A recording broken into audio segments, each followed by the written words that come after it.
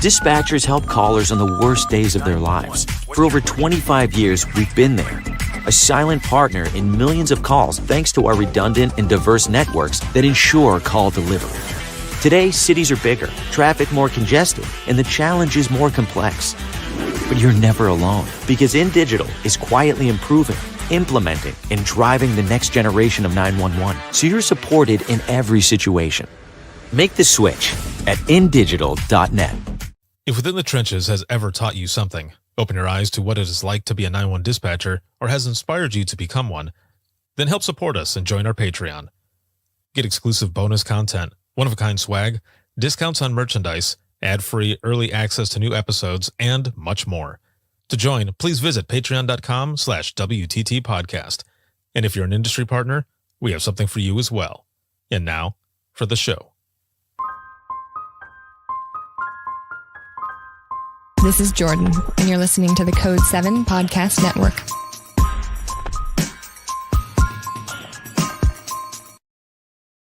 Warning. This episode contains the 3 A's of podcasting: adult content, adult language, and awesomeness. You've been warned. Dispatch. There is no one over here to cook our lunch. We are waiting for our lunch, and there's no one here to cook our lunch. All right, calm down. Where are you at? The group home. Now, what are you going to do? We'll get some help over there for you, okay?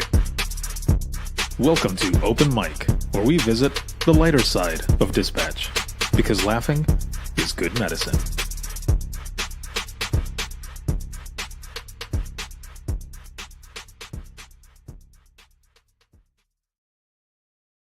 Yo, what is going on, everyone? Welcome back to Open Mic Live. It is October 5th, 2025.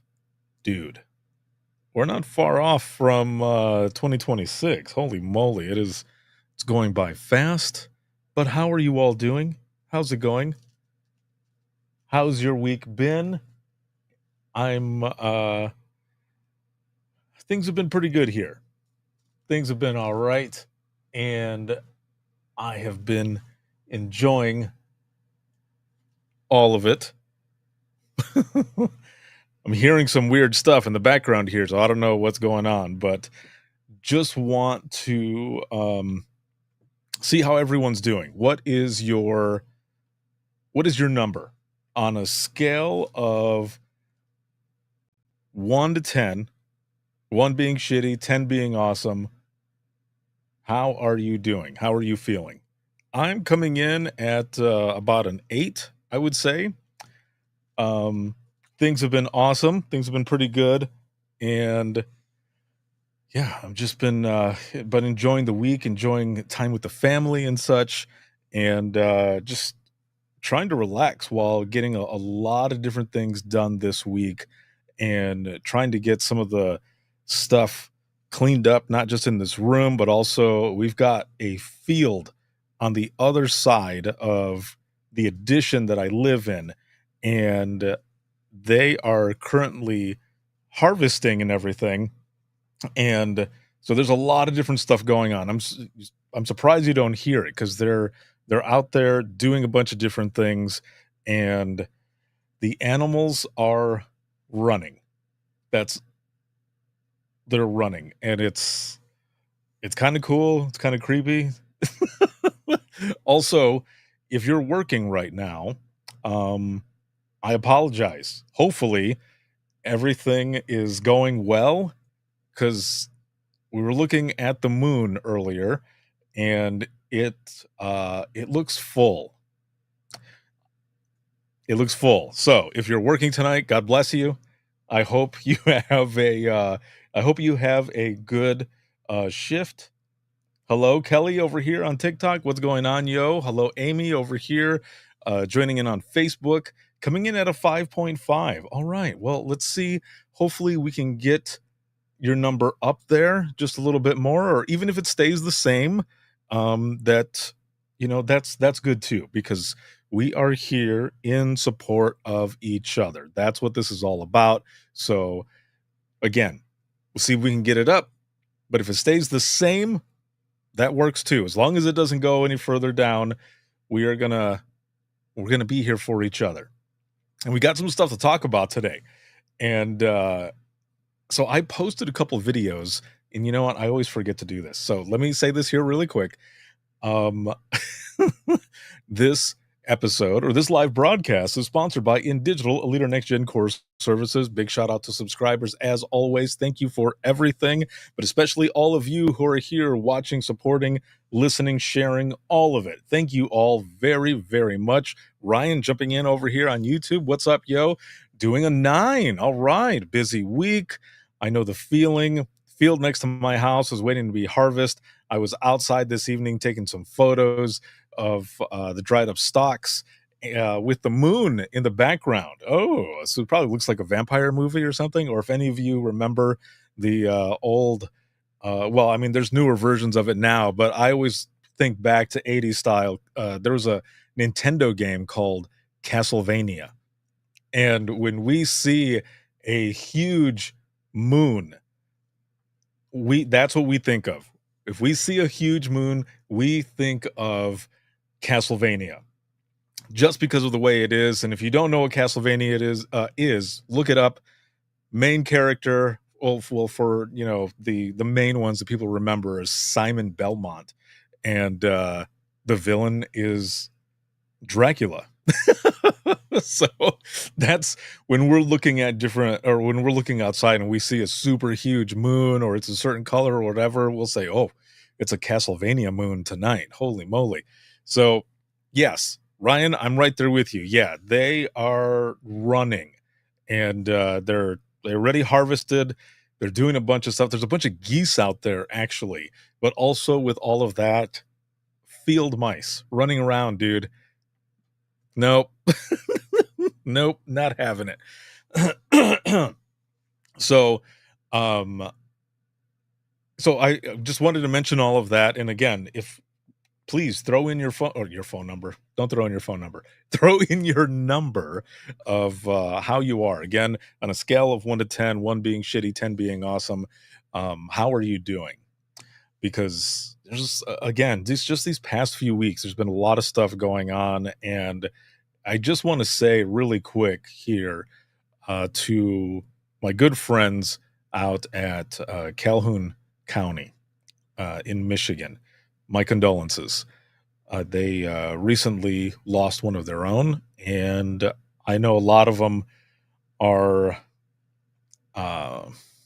devastated. It just kind of came out of nowhere, or at least them finding out of nowhere. So my heart goes out to all of you, and to any other center out there that has been dealing with loss, whether it be one of your own there in the center, someone out in the field, things that have been going on just in the world. My heart goes out to all of you. So I'm thinking of you. If you need anything, please let me know. I will assist in any way that I can, if I'm able to. So just shout out to all of you. So a lot of different things going on, and my girl there, Erica, coming in saying thank you. You're very welcome. I can't imagine honestly what you guys are going through, or anybody as it is who has dealt with something like this. So again, my heart goes out to all of you, especially my good friends out there in Calhoun County. My heart is with you. Again, this week, there's been a lot of stuff going on. I do want to mention right off the bat that we have got the Public Safety Showcase coming up. Public Safety Showcase is coming up, and that is going to be at the end of this month, or further to the end of this month. It's going to be October 22nd. And 2 of the 4, maybe 5 speakers right off the bat, starting it out at 9 p.m., 9 a.m. Eastern time, is my good buddy of the 360 dispatcher, Joe Serio. He's going to be starting it out. So don't want to miss that. And right after him, following up, is going to be a good friend of mine, Juliet Brown. Excellent speaker, excellent material, and just powerful stuff. So those are 2 out of the 4, possibly 5 speakers that I'm going to have, and that is exclusively on the Trenches community. If you are not part of the community yet, it is free. So make sure to check it out. And you can easily find everything by going to links, and that's links with 2 eyes.co/IAM911. And when you go there, scroll down just a little bit, and you will see a button that says join for free. And it's free. There are 200 hours worth of continuing education that is there. A lot of good stuff. A lot of people have joined, and I've got tons more that's going to be coming up as well. Now, what I will say is that, so we're in spooky month, right? Spooky month now. And if you're like my my friend over here, Erica, she's already had her stuff up for Halloween like 2 months ago. Not for real. I'm just joking. Maybe she did. I don't know.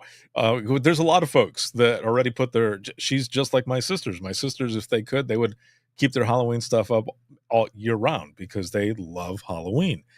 With that said, in the community, there might be a couple nights that I hop on there and go live and just stream like a cartoon. And what I mean by that is like it's the Great Pumpkin Charlie Brown or the the Garfield Halloween special. You never know. Or maybe a Twilight Zone episode. I think it would be fun. You don't have to join if you don't want to. That's fine. I'll be on there either way. But I just thought, man, that would be really cool to do. I think that would be a lot of fun. Eric over here says, you're not too far off. That is hilarious. Dude, I can see it. I've seen some of your photos that you've posted when it comes to Halloween and everything, and it's always top notch. So well done with that. I love it. And it's amazing. I really dig it. So yeet to you there. And episode 622 Within the Trenches podcast went out this past week. Episode 623 has already gone out to patrons of the podcast, and that one is going to be going live this coming Wednesday. So make sure to check that out. That one is with Mandy, and she is a 911 professional out of Texas. Very, very cool person. Excellent story, and you don't want to miss it. That one is the second to the last episode that is from the live sessions that I did at National APCO in Baltimore, Maryland. Wow, I can't talk. And it was an awesome experience being there as well because Rapid SOS, they were hosting the podcast. So they had their huge booth, and then just on one of the sides there, we had a small table and a couple of chairs, and I had these wireless mics on, and I had people lined up already that I had scheduled. They came up and we recorded some episodes, and they were just awesome. They were really good.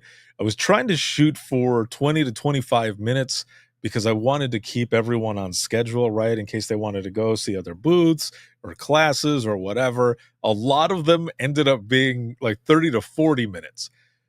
But man, when that happens, it's just, the conversation is just so good that I just got to keep going, man. So it was really good. It got all of that. And so make sure to look out for those. Those are going to be coming up. And one of the things that I do want to mention here before I get into the main part is that, well, two things here really quick. So coffee chats. Monday morning tomorrow, 9, maybe 10. It's usually at 9, but sometimes I've done it a couple times at 10. So 9 in the morning, Eastern time, within the community, I go live Monday morning just for like 30 minutes, unless we have a really good conversation that's going on. It goes a little bit longer, and we're just chilling. We're just talking, checking in just to see what is going on for the week, for Monday, for the agenda, what you have planned out. And then on Wednesday mornings, I also go live for a midweek check-in. Just to see how everyone is doing. And then of course, Sundays is when we do open mic live. So make sure to check me out there. Again, those are exclusive to the community and they are free. So you can check all of that out. And very excited. Every time I'm on there, we've got folks jumping in there, and Amy is in there as well. And we just have a conversation. It's a lot of fun. So with that said, one of the things that I wanted to mention as well, as I take a sip of my bougie kombucha,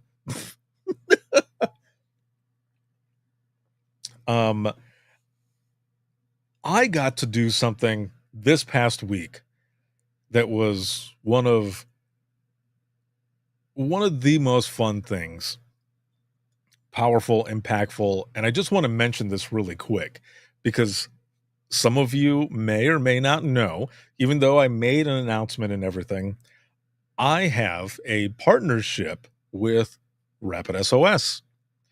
And we're doing some crossover stuff here and there.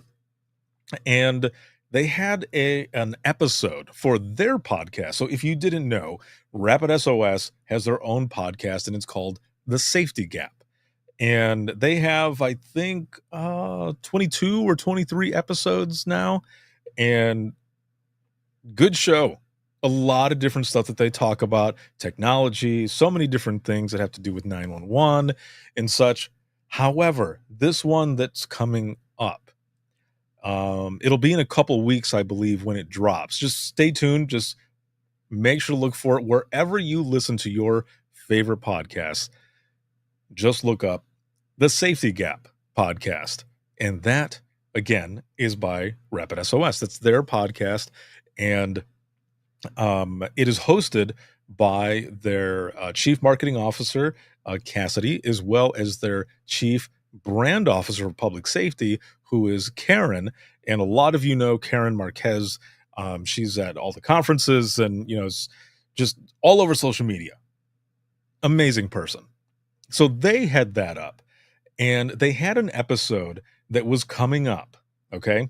They had an episode that was coming up. And again, it was just this past Friday when this happened. And I think it was maybe Thursday that I found out about it. But they got a hold of me and they asked if I would be interested in sitting in as a guest co-host. And because, Cassidy was out, and they wanted to see if I would sit in for him. And I said, hell yeah. I was like, let's do it. Put me in, coach. I'm ready to play today. So stupid. But it was a lot of fun. Okay. But I will say this though. I mean, it's a serious conversation, and some parts do get a little heavy, but we did have some lighter parts where we had fun, and it was an honor to do it either way. So, this month is Domestic Violence Awareness Month. And if you didn't know, and hopefully I've got this right, but I think it's the early 80s is when it was designated that.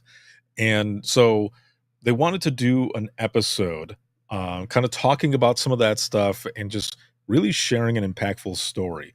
And it has to do with the Gabby Petito Foundation. And we had the honor of speaking to Jim Schmidt, who is her father. And it was just an amazing episode.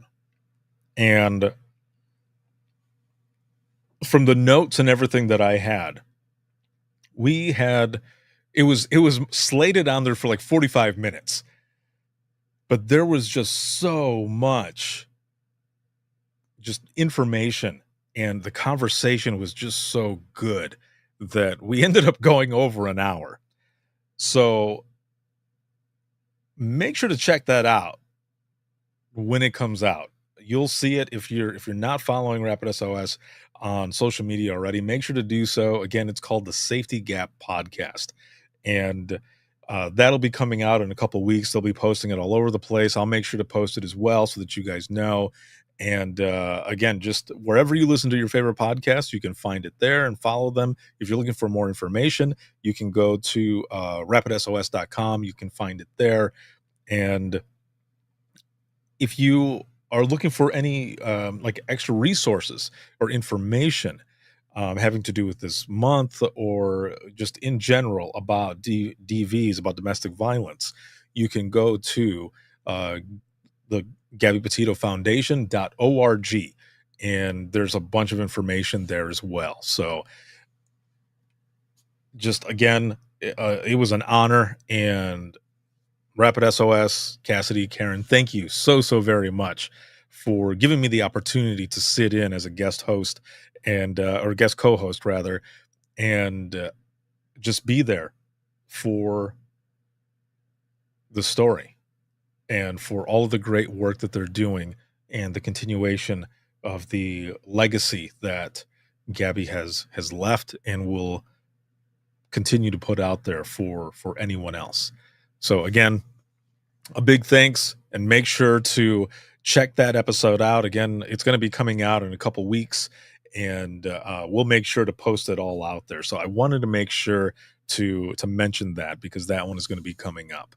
So along with that, I ended up posting a couple of videos, and I want to play these videos for you over here on TikTok. You won't be able to see it, but I'll make sure to put the headphones here so that you can hear it. Okay. And let me switch my audio piece over here as well so that the audio will go through. And but I want you to hear this first one. Okay. And this one, I've done a version of this one before, but I did a second one. Both of these are doing well, and there's been a lot of comments, so we're going to get to that here in just 1 second. So let me put this one on here, and then we'll just discuss this. All right, it's on the screen. For those over here on TikTok, again, I'm going to put my headphones so you can hear it. All right, here we go. Hey, what's going on? Ricardo here, and I have a question of the day. Where is it? There it is, right there. Why I became a 911 dispatcher. So what I am looking for, what I want you to do, is to simply either duet this video or just comment your reason. For myself, a lot of you may or may not know, just kind of fell into it, and I think a lot of us went through the same thing. We fell into this profession, but also fell in love with it. And for myself, all those years back, it was just by chance talking with my mom. My mom ended up coming up to me and she said, your cousin's husband knows the chief of police. And they were having lunch. Chief of police mentioned that they were looking for 911 dispatchers, and we thought maybe you should apply. Now, I had no experience except for my favorite show back in the day, which was Rescue 911 with William Shatner. And actually earlier today, I saw the intro of that show. That specific episode was back in 1993, which is crazy to think. But just thinking back then, that's really all the experience I had. I ended up applying, I got the job, and now over 2 decades later, I'm still in public safety. If I were to go back in time to talk to my teenage self, teenage Ricardo would never believe where adult Ricardo, 44-year-old Ricardo is at today. But it has been an amazing experience, and I wouldn't change a thing. And I have all of you to thank for that as well. All of you are my why for everything that I do as an advocate for 911 professionals in the mental health and wellness aspect of our profession, but just sharing stories and pushing for more recognition and just everything I've done. I thank all of you for that, because I wouldn't be where I am today if it wasn't for all of you. I want to know about you. Why? Why did you get into public safety to begin with? Why did you become a 911 dispatcher? I look forward to either reading your comments, or if you do a duet, I would love to see it. So have a good one, and we'll see what your responses are. We'll see you in the next one. All right. So there you have it. So that was the first video. That was the first one that I put out. And that's what I wanted. I wanted to see what everyone's answers would be. I wanted to see what or how some of you got into public safety to begin with. So I think probably the easiest one for me to pull up here, I want to read some of these. So let me go over to it and find that post. I want to go to the one here on LinkedIn. Okay, so for this one, what inspired you to get into 911 or public safety? So I want to read these here a little bit. I haven't fully gone through these. There's so many of them. I have to go back and check out all of these. So let's see. This one here says, a combination of my mom, who was a nurse, and my love of outdoors that led me into learning EMT. Once I was working as an EMT, I used to sit up at night keeping the dispatcher's company and filling in when needed. Well, all right. Once I transitioned to 911, I fell in love with the work and still going at it 20 years later. Snaps. I mean, it happens that way, right? A lot of times, we get into this and it gets into your blood really fast. That's why a lot of times when people leave 911 to go to, whether it be working in an office at the sheriff's department, for example, just as an example, or going into a completely different profession altogether, there have been a lot of times where people end up coming back to dispatch because they miss it that much. It got into their blood that much. And I've had people say to me that the stuff that they were doing after dispatch, and the reason they came back was because it wasn't as not just satisfying, but they didn't have that moment where they felt like they were a part of something bigger than themselves. And so they come back. Sometimes people just need a break, get refreshed, and then they come back. It happens, and it's okay. And I think as well, sometimes we need to make sure that people know that it's okay, that when they leave, that it's okay to come back. Because I know sometimes people, let's just say, for example, they go to the private side or something, and whatever happens, maybe it wasn't for them, but they feel like they failed or something, and they think, well, if I go back, people are going to be like, well, didn't make it, huh? No, it's okay. It is okay. Another one over here says, I was in college and was inspired by the prospect of having a job to put me through medical school. I was in the campus police work-study program as a dispatcher, and my training officer also worked for the city. I would listen to her dispatch on the scanner and found it interesting. After I completed training, I applied at the city. I was the youngest recruited. My first week on the job was during Hurricane Opal. I will never forget the chaos, but also the collective energy of the center in response. I was hooked. Dude, see? That's what it's all about right there, too.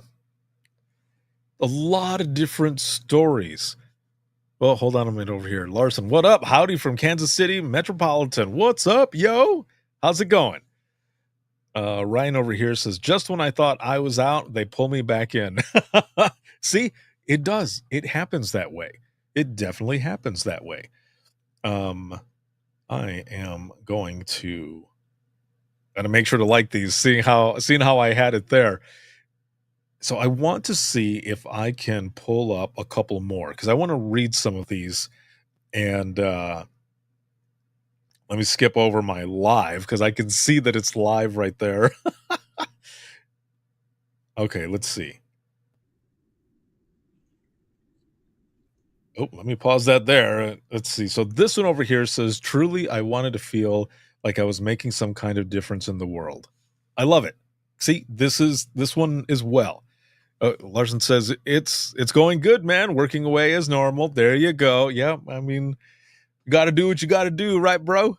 Appreciate all you do, man. Thank you so much. I appreciate that more than you know.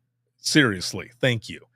There are sometimes I think all of us go through it in any profession or anything that we do where, sometimes it's like, I hope I'm doing I hope I'm doing good. I hope that people get something out of what I'm doing. And again, not just me, but just everyone. So I appreciate you. Thank you so much for that.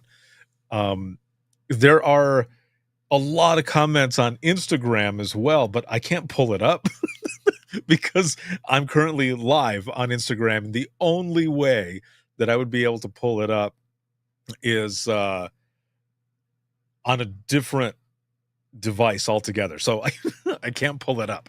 But these were just some questions that I wanted to put out there just to see what people would say.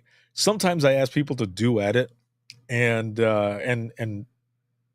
sometimes they do, and a lot of times they don't, which is fine, because there's always a lot of responses in the in the comments. So this one was a good one. Why did you get into it, or what inspired you to get into it? What was it that really did it? And again, a lot of times people just fall into it, or someone is just simply looking for a job and they see it and they think, you know what, that sounds kind of good. Or they have a friend who's in the profession and they end up telling them, hey, you know what? I think you'd be really good at this. I think you'd be awesome. And they apply and they end up getting it. Now, another way that it happens, believe it or not, is there have been times where I have been at, let's just say at a restaurant, okay? Been at a restaurant, let's say during a conference, and I'm with some directors or some friends, or, whichever. And the server will end up coming up. And I remember this one specifically. This one happened in Indianapolis during one of their conferences years ago. And the server came up and she took our order. She didn't write anything down. She just had it all in her head. And she was funny. She was cool, very calm, and had a memory that you wouldn't believe. And at the end of it, one of the directors that I was sitting with ends up telling the person, hey, have you ever thought about working in 911? And the person goes, why do you ask? And the director says, well, because you would be great at it. I mean, your multitasking was top notch, and your memory, and you had great customer service. I think you would be great. So that person, I don't know if they ended up applying after all. They took the director's card, but there have been a few directors that I've spoken to where that has happened that way, where they've met someone who is, a server, and they just were just so good that they gave them a card and they work there. They dispatch for them now. So there's all kinds of stories of how people get into our profession. Larson over here says, I wanted to go to the fire academy out of high school and also did axe throwing. Axe throwing? What? And also did axe throwing. One of the axe throwers was a cop and recommended, is this kombucha? and recommended I start in dispatch. I did a sit-in right along with the PD and started right out of high school. Almost 5 years later, I'm still saving lives. P.S. Never went to the fire academy. That is awesome, man. That is awesome. And, sometimes that's the way that happens as well. That is excellent. Well done for sticking with it. But a lot of times, people end up getting into dispatch thinking that, for one, they want to get their feet wet, right, in public safety, and then eventually move out into whether it be police, fire, EMS. But a lot of times, it happens just like Larson here, where it gets into their blood and they get hooked, and they're like, actually, I really love this. I want to stick with this. So that is really cool. Roll Tide over here, busting in. Roll Tide from on YouTube, saying, yeah, I got into dispatch because my sister was working for a county agency. I applied at my city agency and have been here going on for years after volunteering on a township fire department for 4 to 5 years. Nice. All right. That is awesome. Well done to the sister, bringing you into the fold. Very cool. Let's see. Over here on TikTok, just wanted to say I love your content and the things you've done for the thin line or the gold line community. Thank you. Thank you very much. I appreciate that. I mentioned it earlier that sometimes I just hope that I'm doing okay. But seriously, it's an honor to continue to be able to give back as much as possible. And if what I do is able to help even one person not have to deal with the bullshit that I did when I was in dispatch, then damn it, that's what I'm going to do. So Brookwood, thank you very, very much for that. I appreciate you. Thank you. Larson over here says, I am unsure if this will be forever for me. However, I am doing it for now. I am considering going into the real estate business next year. Well, dude, the skills that you have built in this profession, I feel like can help you in almost anything. I mean, those of you who are watching and listening right now, how many of you have used your dispatch skills during, whatever situation? How many of you? Because it definitely helps. I mean, years ago now, it was like 5 or 6 years ago now, when my younger brother, before he bought his house, he was looking at a house to rent, actually. And it was actually at that time a low payment for this house, and it was nice. But he was going to be doing his best to save money, is what he was going to be doing. So we're sitting there, okay? We're sitting in the driveway. We got there early. So he and I were going to go eat lunch, and he asked me, he goes, dude, can you come with me to check this place out? And I said, yeah, man, of course. I'll go with you. And I said, let's just go together to eat lunch, and we'll just go straight to the house, because it's going to be a pain in the ass for us to go separate and then both drive over. Like, there's no reason. Like, we might as well, we'll just go together. And he said, yeah, man, of course. Let's do that. So we end up going, and we get there early. We're sitting in the driveway, and it's kind of up on a hill a little bit, and garage door. I know, perfect, right? This is what a garage door looks like. Garage door, and I'm sitting like this, kind of close to the door.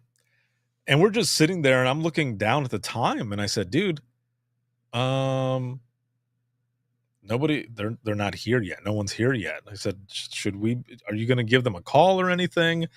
And he goes, yeah, let me look for the number. So we're sitting there, and the garage door starts opening up. And I said, oh, dude, the owner's been here the whole time. Okay, cool. So the door's opening and I see a car and its lights turn on. And I thought, oh shit, this person's going to back out. They can't see us. So I go to start backing out, but then they stop. And I thought, oh, they see us. Okay. Well, we just looked at each other for just a moment and the car took off again. I had no time to react and the car smashed, but backed right into us. And I just sat there and I thought, oh, I cannot believe this just happened. And I look at my brother and he is upset. No one's hurt. It's just a little fender bender. I mean, it was enough to give my car a black eye. But I just started chuckling and he goes, why are you laughing? And I said, no one is hurt. And if I don't laugh, I don't know. So I'd rather laugh right now. So in this moment, I am using my dispatch skills to center myself and remain calm. Speak at a level tone. Don't go higher. Don't go lower. I am calm. The little old man who is driving that car gets out of the car. And when he gets out, he's like this. Oh. And I'm like, oh my God, here we go. I get out of the car and the dude's freaking out. He's not mad or anything, but he's freaking out. And he goes, are you okay? Are you okay? And I said, sir, I'm fine. Are you okay? And he goes, yeah. I'm all right. I just wanted to make sure you were okay. And I am so sorry. And I said, don't worry about it. It's fine. It's cool. I said, you're not hurt. I'm not hurt. I said, my brother's not hurt. I said, my car's got a black eye. I said, and your bumper is got a little dent on it. I said, but otherwise it's okay. And I said, and we don't need to call the police or anything. We're on your private property. So we'll just exchange information. It'll be fine. And it'll be okay. Now here's the thing. I could have easily gone off. I could have been upset, which in the back of my mind, I was a little upset because my car got hit, which sucks. But it was still okay. It was fine. We were fine. And you start thinking, like, if I had approached it different, maybe that little old man would have had a heart attack or something. Just because from the stress or whichever. And we're just talking. And then the property manager shows up, he showed up late. And he walks up and he goes, oh, what happened? And I said, oh man, we just had a fender bender. I said, we're okay though. And the dude looks at me and he goes, are you the one who wanted to speak with myself and the owner of the house to rent the house? And I said, nope, it's my brother over here. And my brother, you can see in his face that he is mad. And the guy goes, sir, did you still want to look at the house? And he goes, I guess. I mean, we're here, I guess. So they go in and I stay out there with the little old man and we're talking.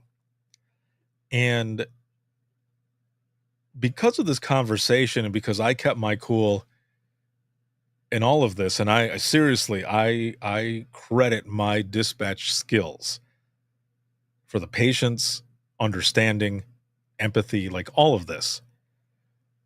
I ended up finding out that the reason that he was renting out his house was because his mom in Bulgaria was very, very, very sick. And he was moving over there to take care of her. Had I chosen a different path, or different way to respond. I might not have found that out, or any of the other things. That following week, I was going to be in Sarasota, Florida. And actually, I was going to be out in Venice. And as we're talking, I tell him this, and he goes, "Wait, what?" He's like, "I'm going there next week too." And we start laughing, but in the back of my mind, I thought, damn, this guy's going to hit my rental car over there too. I never saw him over there, but all I'm saying is that those skills and everything that I picked up in dispatch helped me out with that. And when I left, my brother and I left, I was just laughing, and I said, "I can't believe this happened." I said, "This is crazy." And my brother goes, "Why are you so calm about this? Why am I more mad about this than you are?" And I said, "I don't know." I said, "But in my mind, no one was hurt. Everything is okay. I have other things to worry about than this bullshit. This is nothing. This is nothing. Choose your battles." It's not a battle that I needed. We were fine. Everything was okay. And afterwards he understood, but I also told him, I was like, "Dude, I credit my skills in dispatch and everything for just being able to stay calm." I mean, that little old man and I had a very good conversation. Had I chosen to go the other way, though, that might not have been that way. And I think it's the same way when we're on 911 as well. When people call 911 and how we respond to people. And if we pick up the phone and we already sound shitty, that might be the first time that someone has called 911. And that first impression, they're going to remember that shit. And they might not ever call back again. I'm not saying you be all like, 911, where's your emergency? You know, with a smile on your face or whatever. All I'm saying is that that's how much power you have in your voice, in your tone, that you can change the conversation that fast right when you answer. How crazy is that? That's how much power you have. But that's also why I ask, in real life, if you've been able to use, not that being in dispatch isn't real life, but I just mean when you're outside of dispatch, living your lives, if you've ever had to use it. Because also, dispatch ear doesn't turn off, and it's a gift and a curse, is it not?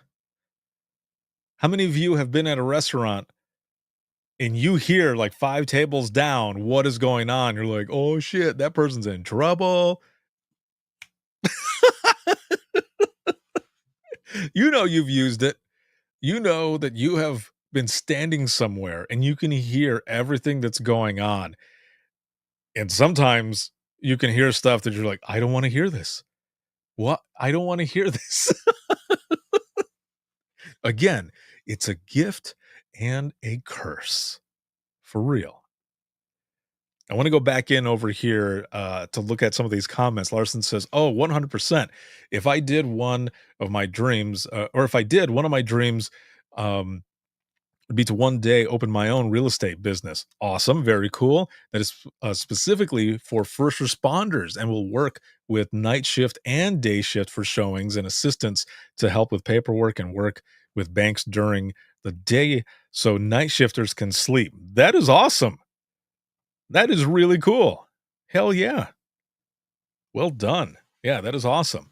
Roll Tide over here says, "It's really interesting for us because our agencies compete for candidates, and there is now a sibling rivalry even with work, and coworkers at both our centers have raised their respective bars." Dude, that is pretty cool too. That is awesome. I love that. And to make sure our perspective um, centers are better than the other, which has led to a big time benefit to the communities we serve. Hell yes. See, right there. That's how you do it. I really dig that. Well done. Well done.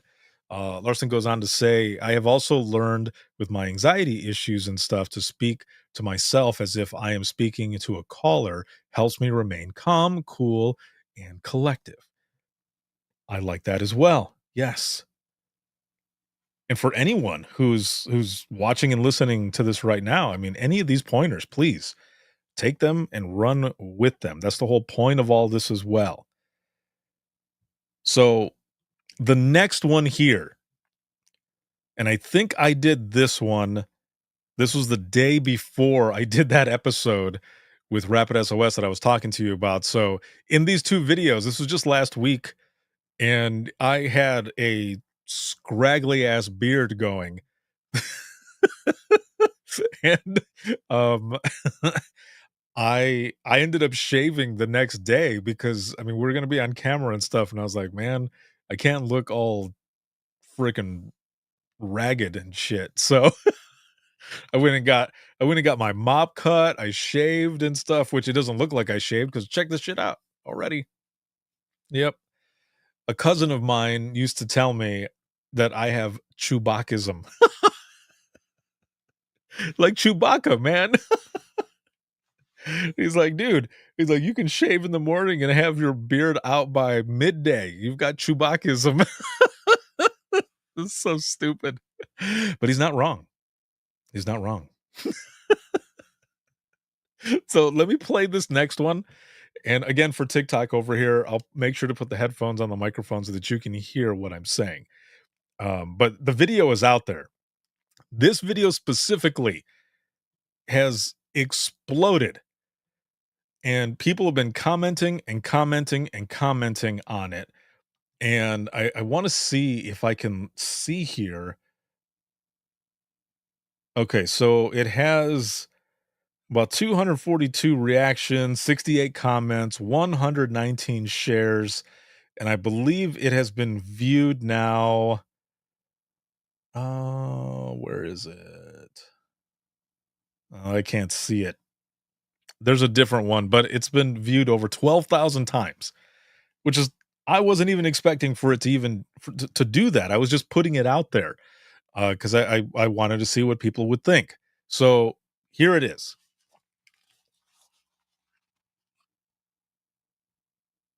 You know, for all the years that I've been in public safety, whenever I mention that I worked as a 911 dispatcher and supervisor, it's always the same question. What was the worst call you've ever taken? But on top of that, what is it like? So I was thinking about this and I thought, you know, what are some of the things that people don't know about 911 dispatchers? But I wanted to take it a bit further. I wanted to ask ChatGPT. I wanted to see what AI would say. What are the top 3 things people don't know about 911 dispatchers? So let's start with number 3, that they rarely get closure. There are times that we take these phone calls, and if we get a chance to ask, or if those who are out there in the field and they let us know, of course we get closure that way, but otherwise, no, we don't always get that closure. And you know, sometimes when we do find out what happens, you know, maybe I didn't want to know that one. Number 2, they juggle more than answering phones. That's for sure. That definitely. Some of you might think, yeah, they just answer the phone. Just answer the phone and they send help out, or they just take down information and they send help out. Just thinking about it, being on a medical call and not just taking the call, but also toning out over the radio for EMS to head that way. If there's another call that's going on that I was a part of and I hear that going on the radio and I can answer something really quick as I'm doing this at the same time, I will do so. There's so many different things that are going on at one time. So number 1, they experience trauma without being there. If you know anything about what I do for a living and the fact that I share stories from 911 professionals from all over the world, you know damn well that we experience trauma without being there.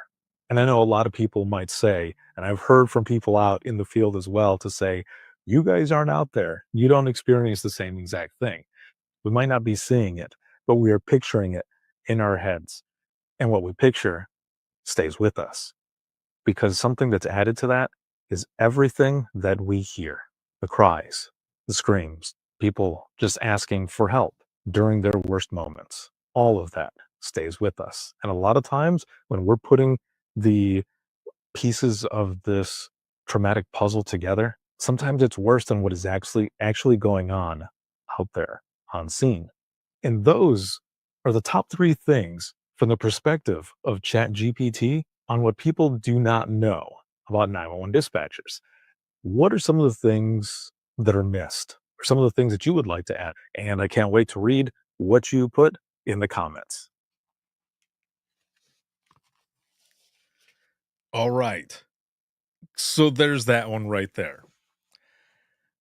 Now, again, those 3 things are from the perspective of ChatGPT. Because I think a few people, a few people, I don't think they caught that part because of how some of the comments came in. But that's all I did. I was thinking about all of this, and I thought, you know what? I just want to see what AI thinks. So I just simply typed that in. What are the top 3 things that people don't know about 911? And I added from the perspective of you, ChatGPT. And ChatGPT responded saying, "Okay, yeah, this is great. I will tell you from my perspective what I think people don't know." So it was kind of interesting to see it pop that out. And of course, it's searching online and doing all this other shit, right? But I asked it specifically to come from it. And I did do a flip side of, okay, now tell me just what people don't know, like through a search or whatever. So, but this one was the one that I went with because it was just interesting to me that those were the 3 things, the top 3 things that it chose. And I wanted to give a short explanation of each one of them. And there were a few people who said, I think you need to go a little deeper into it because there's this, and this." And I had to respond to a couple of them and say, "No, you're right. There is a lot more information, but this was just for at the minimum of under 3 minutes so that it wasn't a huge long video." Because some of the platforms don't take them that long as a reel or anything like that. So I think the max is 3 minutes. Unless you're on TikTok, they do a lot more. But even YouTube, their max is 3 minutes, and Facebook Reels, I believe their max is a minute and a half, or else you have to put it up as like an actual video.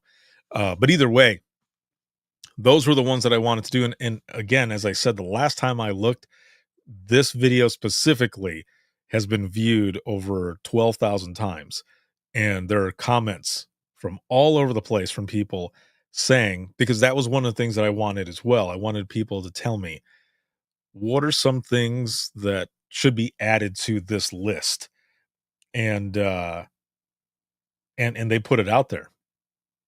So it was really cool to be able to have that. I did do a top, I think top 10 that I did with ChatGPT like a year ago, maybe something like that, or maybe even 6 months. I don't know. Either way, it was within the last year. And that one was, what are the top 10 myths and realities that the general public has of 911 dispatchers? And that one was interesting. That one was interesting as well because some of the stuff that it said on there was kind of like rage bait. Because um the one of the myths was just, it was like AI decided to choose violence. And what I mean by that is its explanation of what dispatchers do. but the the other thing though is, so I read that one, right? That's the myth.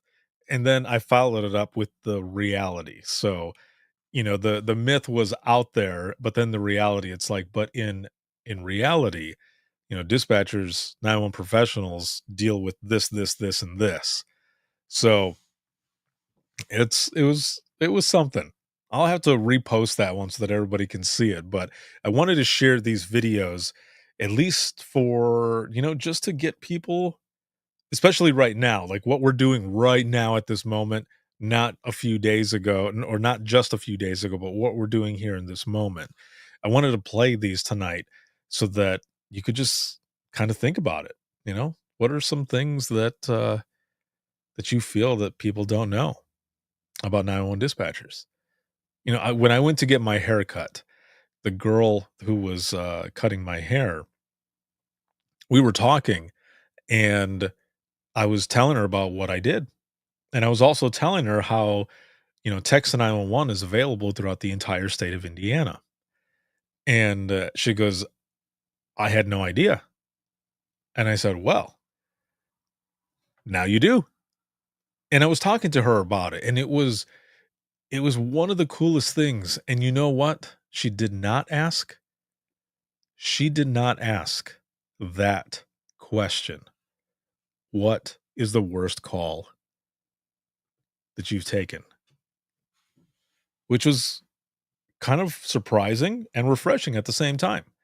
And I'm guessing it's because of how I was talking about it right off the bat that she did not ask that, because I told her what I do and how I work with dispatchers in a peer support session called Imagine Listening. And I was telling her this stuff, and she found it fascinating, but she did not ask that question. So in this video, there are some folks who have um, commented saying, don't, one of the things to add is don't ask that question. And some of them have said, I don't want to relive it, or why do you want me to relive it, or something like that. And this is what I want to say. This is what I want to say about that specific question.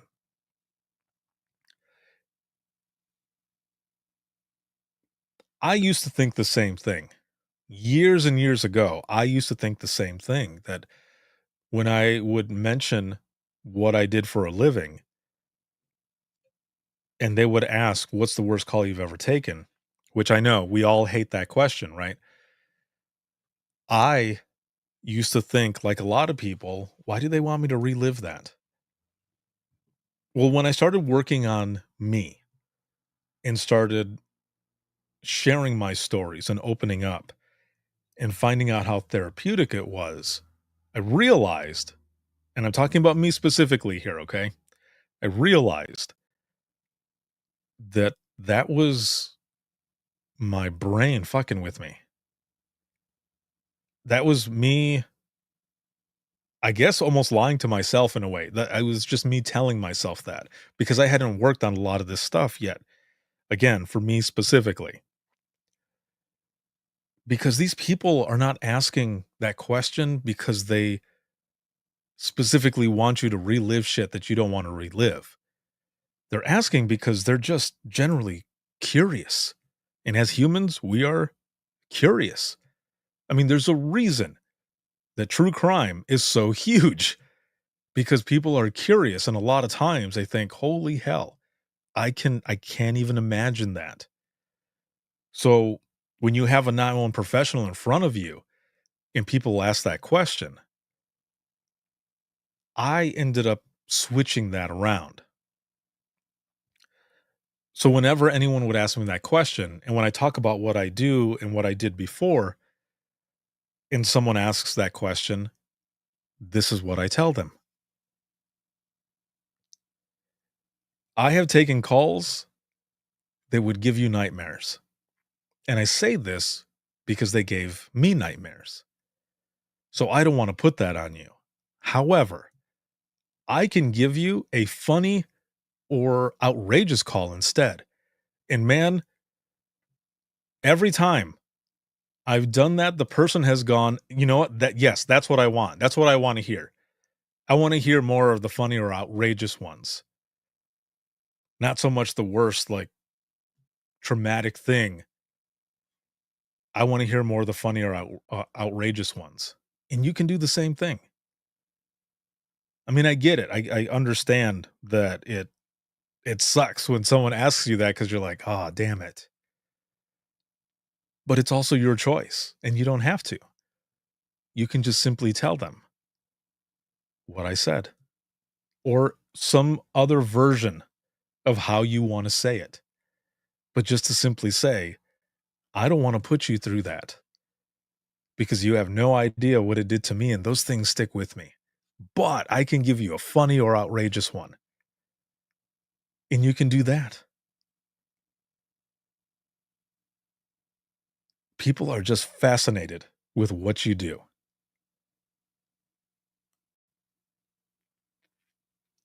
So there you go. Take it for what it is, process it, reflect, think about it. But just remember how badass every single one of you are, because not a lot of people can do this. Not a lot of people can go through and listen to these things that we've heard, had to picture certain things, and also know that it's okay to open up and talk when you're ready. Say that right off the bat, when you're ready, that it's okay. You're not weak for talking about these things. There's more courage in opening up and talking about things. We're all here together in support of each other. Because, man, believe it or not, once you start opening up and talking to people, you realize there are more people out there like you dealing with shit like this than you believe. Because we're all going through it. But a lot of us still have this fear that someone is going to say, oh, they can't handle it. Let's squash that shit. We're going to get through this stuff together. That's how it's going to work.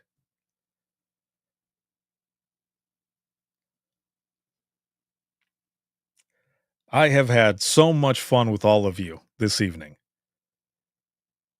And I hope what I have said towards the end here really sticks and helps you think about things.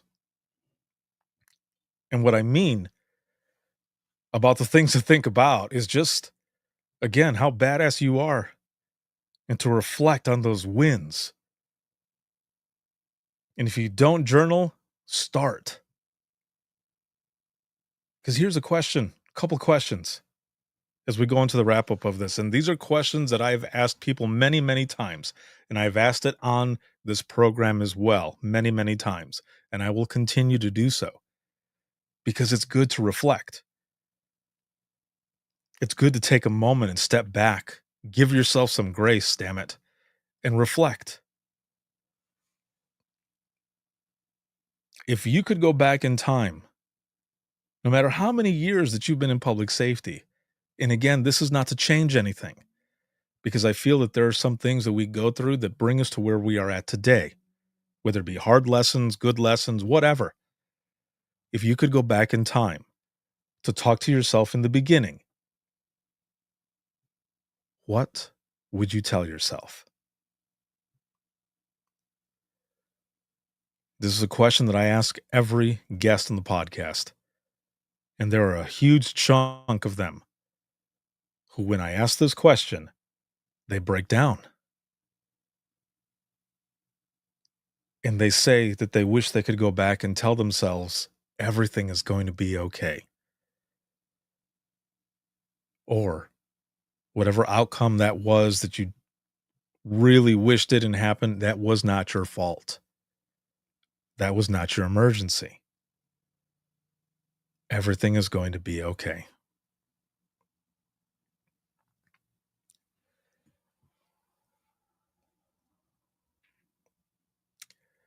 Also,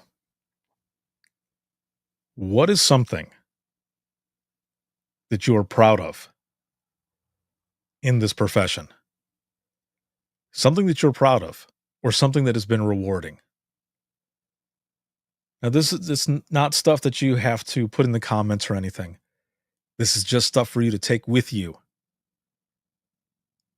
and just to reflect on and to think about. That's it. And the reason I mentioned journaling as well, that's one of the things that I wish I could go back to tell myself to start earlier. Because I was writing stuff down the last year and a half, 2 years, but I wish I would have started sooner. Because when you have those shit days, when you have hard call after hard call, and you're sitting there and you're questioning, am I able to do this still? Am I in the right place? Can I do this? You can look back at those wins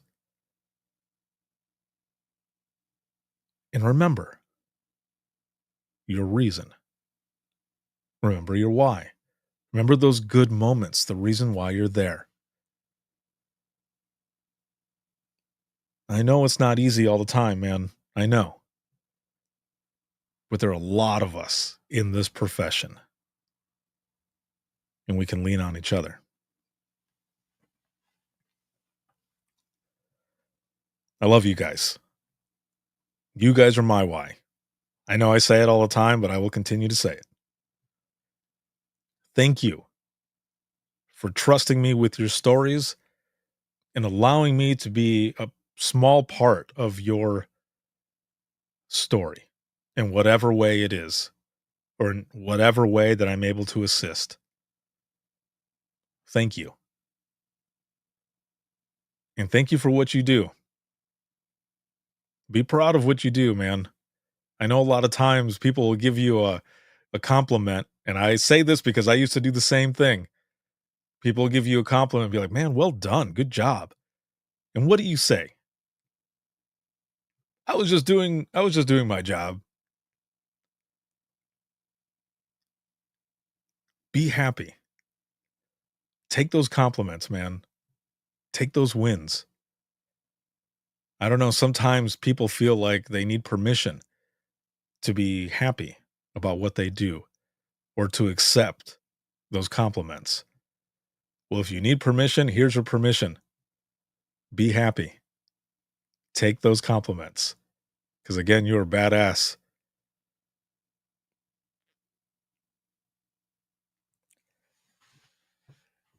One voice can make a difference. And I'm talking about every single one of you. Your voice can change the world. It can make a difference. You can change your caller's world, those out in the field and those around you. In your story, when you're ready to share it, when you're ready to open up and talk, your story might be someone else's inspiration. Again, that's how powerful you are. And with your voice. Thank you very, very much for being here with me this evening for Open Mic Live. Again, I have had so much fun with you, and we talked about a ton of stuff. So thank you. I appreciate all of you. Where are your numbers now? I started at an 8. I am way above a 10. I hope your numbers have gone up. And if they stayed the same, perfect. That's fine too.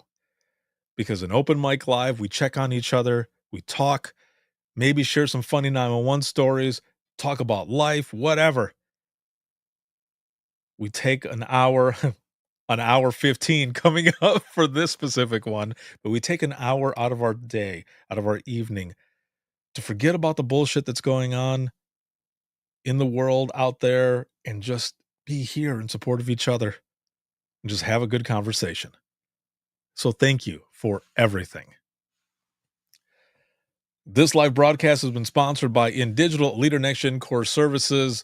again, a big shout out to Rapid SOS for having me as a guest co-host on their Safety Gap podcast. Make sure to check them out wherever you hear your favorite podcast. Visit their website, all that good stuff. Follow them on social media. Thank you, Larson. Thank you, Ryan. Thank you all for everything. And I'm doing a coffee chat tomorrow exclusively in the Trenches community. That'll be at 9 in the morning, unless the notification comes out that it's 10, but I'm shooting for 9. And we'll just talk again for about 30 minutes or so, just to see what's on everyone's agenda for the week. And, we'll see where we jump in from there. Last week, we were doing Halloween trivia, and we were talking about some of the cartoons that we watched in the 80s. So it was a lot of fun, man. It was so good. But this can be seen on Facebook, YouTube, X, Instagram, as well as TikTok. And then if you want to get a hold of me at all, or if you want to be a guest on the flagship show Within the Trenches podcast, you can simply go to links, and that's links with 2eyes.co/IAM911. You'll find everything on there: email, social media, where to hear the latest episode, where to schedule an episode with me. And that's the latest episode of Within the Trenches or Imagine Listening. And I am playing a game of catch up to get all the updated episodes out there for the Imagine Listening podcast. And also the link for the community is there. Again, there are over 200 hours worth of continuing education. That's free. That's there. And 44 hours worth of the Dispatchers Roundtable there in the community as well, all free. Make sure to check it out. And they're from speakers from all over the 911 profession. So again, make sure to check that stuff out there. And if you're looking for any podcast or dispatch t-shirts or anything like that, hats, there's a button on there as well for the store.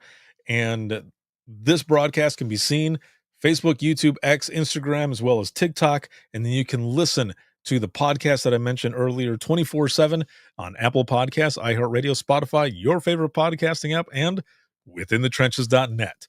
Have a good one, everyone. Be safe out there. Have an excellent night, and I will see you all in the next one.